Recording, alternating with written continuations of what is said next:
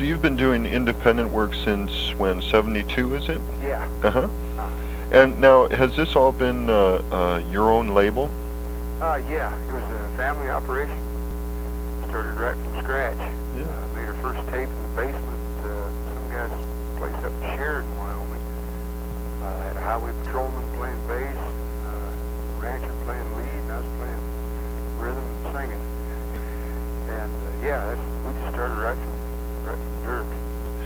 Mostly my folks were handling all the making the records and publicity, advertising through Western Horseman, rodeo sports, and stuff like that. So really,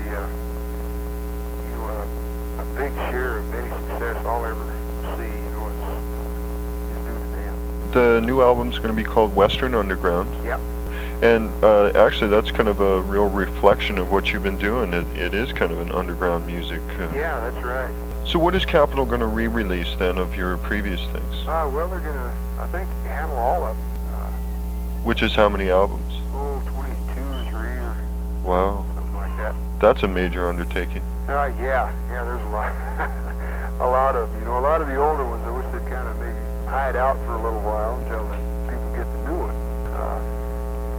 But I guess that's all right. You may as well take it, huh? Mm-hmm. But the one thing about being on a major label, besides them having, the resources to go ahead and push an album, you get credibility, and that's probably 90% of it right there. A DJ picks up an album by one of the major labels, and I'm sure pay a little more attention to it. Of course, we've had some hot spots around the country through our independent labels too, and I sure appreciate those people picking up and trying an independent. But it's something that's just taken a lot of years to grow. On this album, not only are there your own songs, but there are also songs by other folks, right? Yeah. Yeah. Is that a new thing for you? No, I've recorded a lot of other people's stuff in the past. The songs have to be, fairly true to, what I represent, I guess. We've made a few mistakes in the past, recorded some stuff that I probably shouldn't have. Yeah, and another thing too, it's hard for me to write 10 songs on an album.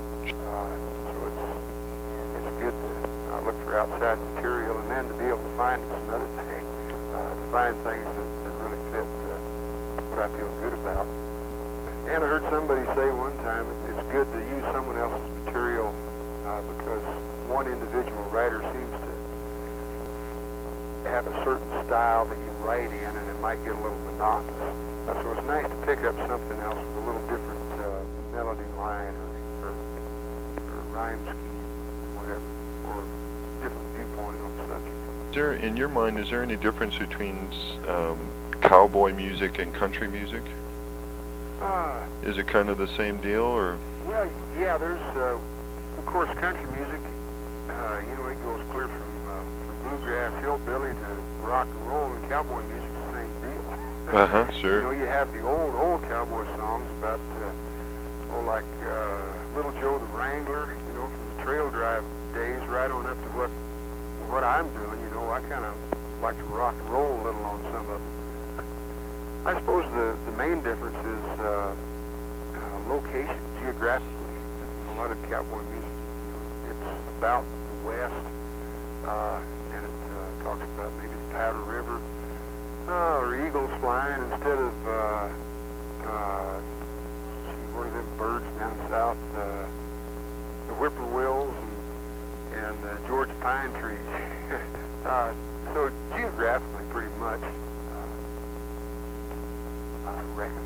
So how would you describe the heart of your music? What's at the bottom line of what you're doing? Well, let's see. I guess, hopefully, I'm speaking, for a lot of the people out here in either agriculture or rodeo field. And from the experiences that I've had, it's kind of like all of us out here that wear hats. We have one foot in 1991 and the other one kind of dragging along in 1880.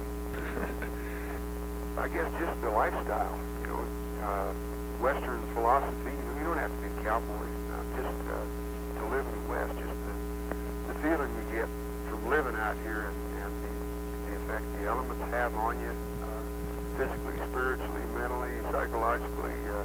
My roots are out here, and I gotta write and think about what I know and what I feel strongly about.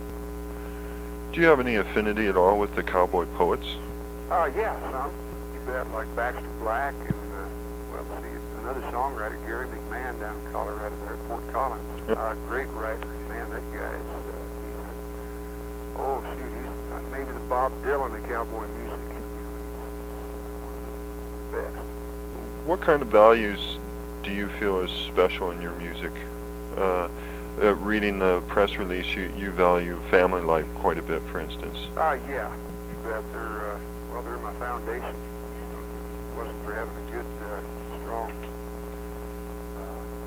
working family life here, you know, shoot, I don't know what I'd do. You know, they kind of keep my feet firmly planted, you know, and I can kind of range up from there.